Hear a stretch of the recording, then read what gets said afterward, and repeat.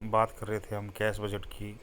Cash budget में question number 4 में कहता है, एक कंपनी 1 अप्रैल को अपने पास 37,500 रुपये के हस्त कैश इन हैंड रखना चाहती है। आपसे 3 महीने अप्रैल, मई और जून का आपको कैश बजट तैयार करवाना चाहती है। आपको उनमें सूचनाएं नीचे दी गई हैं। आपको मंथ दे रखे हैं फरवरी से जून। स्क्रीन पर आप देख रहे हो। सेल्स आपको दे रखी है 75,000, 84,000, 90,000, 1,20,000, 1,35,000। परचेज आपको दे रखी है 45,000, 48,000, 52,500, 60,000, 60,000। वेजीज आपको दे रखे हैं 9,000, 9,750, 10,500, 13,500, 14,250। फैक्ट्री एक्सपेंसेस आपको दे रखी है 6,000, 8,250, 9,000, 11,250, 14,000। ऑफिस एक्सपेंसेस दे रखे हैं 6,000, 6,000, 6,000, 6,000 और 7,000। सेलिंग एक्सपेंसेस दे रखे हैं 4,500, 4,500, 5,250, 6,570 और 7,000। उसके अलावा आपूर्तिकर्ताओं द्वारा स्वीकृत उधार अवधि 2 माह, नकद बिक्री 20% है। ग्राहकों को 1 महीने की उधार दी जाती है। मजदूरी एवं सेवियों के भुगतान में देरी 1 महीने की है। आयकर 57,500 बकाया है, जो कि 15 जून को देय है। उसके अलावा कंपनी को अप्रैल माह में अंशधारियों को लाभांश व कर्मचारियों को बोनस के क्रमशः 15,000 और 22,500 रुपये देने हैं। संयंत्र प्राप्त करने का आदेश दे दिया गया है, जिसका भुगतान मई माह में होगा। इसकी लागत 1,20,000 रुपये है। उसके अलावा ठीक है, आपको जो दे रखा है कैश बजट तैयार करना है। सबसे पहले जो आपको जो बजट तैयार करना है, 3 महीने का बजट तैयार करना है, अप्रैल, मई और जून का, जिसमें आपको ओपनिंग बैलेंस पीडी दे रखा है 37,500। उसके अलावा आपसे कहता है रिसीट्स में कहता है कैश सेल्स देनी है, जो 20% है, 20% ऑफ सेल्स है, उसका कैश सेल्स है। तो जो सेल्स आपको दे रखी है, जिस महीने की जो सेल्स रहेगी उसी महीने का 20% करोगे आप, तो ये आपका 90,000 का 20%, 1,20,000 का 20%, 1,35,000 का 20% करोगे 18,000, 24,000, 27,000 रुपये आ जाएगा। उसके बाद डेटर्स हैं, देनदार हैं 80% of previous month of sales.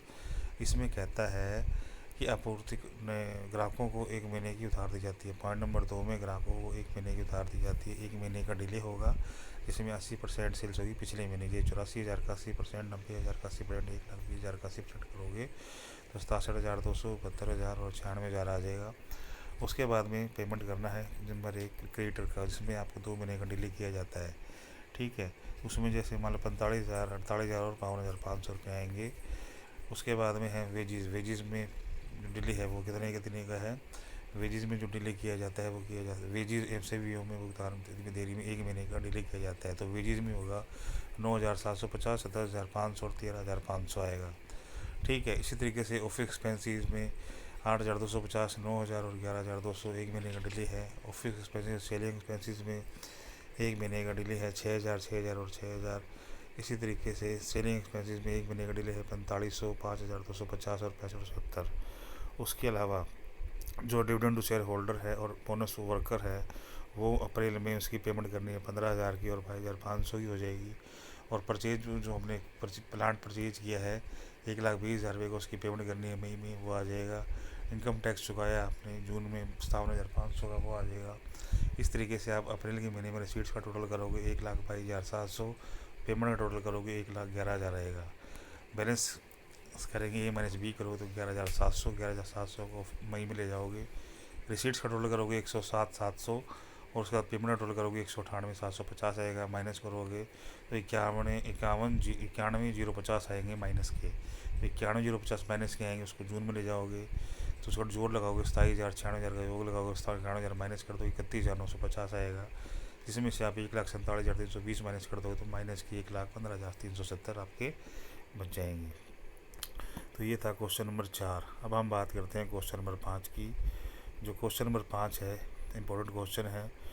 उसमें आपसे कहता है क्वेश्चन नंबर 5 में, आय और व्यय के निम्नलिखित पूर्वानुमानों से 30 नवंबर को समाप्त होने वाले 3 महीनों के लिए आपको एक कैश बजट तैयार करना है। इसमें 1 सितंबर को जो कैश बैलेंस है 3,000 रुपये आपको दे रखा है। जिसमें सबसे पहले जो आपको दे रखा है मंथ दे रखे हैं जुलाई, अगस्त, सितंबर, अक्टूबर, नवंबर। सेल्स दे रखी है 24,000, 22,950, 23,400, 27,000, 28,500। परचेज आपको दे रखी है 12,000, 12,600, 11,550, 11,250 और 13,000। वेजेस दे रही है 1680, 1740, 1740, 1770, 1770। फैक्ट्री एक्सपेंसिस 1170, 1230, 1260, 1530, 1800 दे रखी है। इसी तरीके से ऑफिस एक्सपेंसिस 3000, 3000 और उसके अलावा आपको दे रखे हैं 4200, 4800, 3900 और 3600। ठीक है। तो कार्यालय व्ययों के अतिरिक्त बिक्री पर जो 5% कमीशन दी है, जिसका भुगतान जिस माह में उधार बिक्री वसूली की जाती है उसके बाद वाले माह में होगा। सितंबर माह में उन्हें 500 रुपये स्थायी संपत्ति खरीदी जाएगी, जिसका भुगतान अक्टूबर में किया जाएगा। अक्टूबर में 5,000 रुपये के ऋण पत्रों का ब्याज चुकाया जाएगा। ग्राहकों को स्वीकृत अवधि 2 माह है। माल की पूर्तिकर्ताओं से एक माल की उधार दी जाएगी। मजदूरी का भुगतान औसतन प्रत्येक माह की 1 व 16 तारीख को इन दिनों की पूर्व तिथि होने से अवधि बकाया के संबंध पाक्षिक किया जाता है। व्यय का भुगतान उसी माह में किया जाता है जिस माह में वो होंगे। ठीक है। सबसे पहले कैश बजट तैयार कर लिया। सितंबर, अक्टूबर, नवंबर 3 महीने का हम कैश बजट तैयार करेंगे। ओपनिंग बैलेंस लिख लो या बैलेंस बीडी लिख लो। लिख दिया हमने 3,000 रुपये। ठीक है। उसके अलावा देते हैं सेल्स में कहता है पॉइंट नंबर 4 में कहते हैं ग्राहकों को स्वीकृत उधार अवधि 2 माह है। मतलब जुलाई की जो सेल्स है 24,000, उसकी कब होगी? सितंबर में प्राप्ति होगी, और अगस्त की अक्टूबर में, और सितंबर की नवंबर में। 24,000, 22,950 और 23,400 ये जो सेल्स है वो लिख दी जाएगी। उसके अलावा पेमेंट में कहता है जो परचेजेज़ है परचेजेज़ के बारे में कहता है पॉइंट नंबर 4 में 1 माह का विलम्ब किया जाता है। मतलब अक्टूबर की जो 12,600 है वो सितंबर में आएगी, सितंबर की अक्टूबर की नवंबर में। तो 12,600, 11,550 और 11,250 आ जाएगा। फिर उसके बाद में 19,500 रुपये सितंबर माह में 19,500 रुपये स्थायी संपत्ति खरीदी, इसका भुगतान अक्टूबर में किया जाएगा। तो परचेजेज ऑफ फिक्स एसेट्स है हमने खरीदी है 19,500, इसका भुगतान हमने इसमें कर दिया, अक्टूबर में 19,500 रुपये लिख दिया। ठीक है। उसके अलावा अक्टूबर में 5,000 रुपये ऋण पत्रों पर ब्याज चुकाया। हमने जो पेमेंट करनी है, पेमेंट ऑफ इंटरेस्ट करनी है अक्टूबर में 5,000 रुपये की, उसकी हम पेमेंट कर देंगे। उसके बाद में वेजेस के बारे में कहता है मजदूरी का भुगतान औसतन प्रत्येक माह की 1 व 16 तारीख को किया जाता है। इसका मतलब ये हुआ वेजेस के बारे में। नीचे वर्किंग नोट दे रखा है कि वेजेस जो आपको दे रखे हैं वो दे रखे हैं 1680, 1740, 1740, 1740 और 1770 ये वेजेस दे रखे हैं। ठीक है। तो मतलब वेजेस में 15 दिन के बाद उसकी पेमेंट होनी है, तो मतलब 50% तो पिछले महीने का और 50% करंट महीने का। तो अगस्त की 1740 रुपये है, सितंबर की 1740 है, अक्टूबर की 1770 है, नवंबर की 1770 है।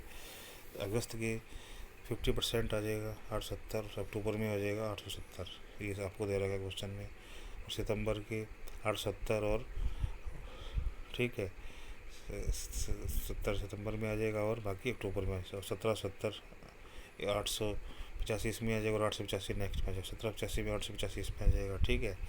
तो इसमें 15 दिनों का पिछले दिनों का और 15 दिनों का करंट महीने का आ जाएगा। 15 दिन पिछले महीने का और 15 दिन करंट महीने का आ जाएगा। योग लगाओगे 1740, 1755 और 1770। तो हमने इसमें लिख दिया पेमेंट ऑफ वेजेस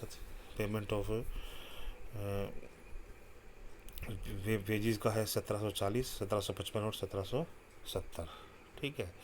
फिर उसके बाद में है वेजेस पेमेंट, उसके बाद में है हो ही गया। उसके बाद में है फैक्ट्री एक्सपेंसेस। जो फैक्ट्री एक्सपेंसेस आपको दे रखे हैं वो आपको कहता है वो है जिस महीने में होते हैं उसी में। तो 1260, 1530 और 1800, 1260, 1530 और 1800 वेजेस की जहाँ एक्सपेंसेस कर लोगे आप इसको ठीक करके। और उसके बाद है नेक्स्ट है ऑफिस एक्सपेंसेस में आ जाएंगे। ऑफिस एक्सपेंसेस में 4200, 4800 और 3900 जिस महीने में वो होती है उसी महीने में आ जाएंगे। फिर उसके बाद में commission on sales, first point है जो कमीशन ऑन सेल्स का है, इंपॉर्टेंट पॉइंट है कमीशन ऑन सेल्स। इसमें कहता है कार्यालय व्ययों के अतिरिक्त बिक्री पर 5% कमीशन देना है, जिसका भुगतान जिस माह में उधार बिक्री वसूली जाती है उसके बाद वाले माह में होगा। मतलब हमें जुलाई की जो सेल्स थी वो हमें कब मिली, सितंबर में, तो उसमें डिले हुआ 2 महीने का। और एक नंबर पॉइंट में कहता है कि 1 महीने का डिले और करना है। जिस माह उधार बिक्री जाती है उसके 1 महीने का डिले और करना, मतलब जुलाई की जो सेल्स होगी वो किसमें करनी है, अक्टूबर में, ठीक है, और अगस्त की नवंबर में। तो 24,000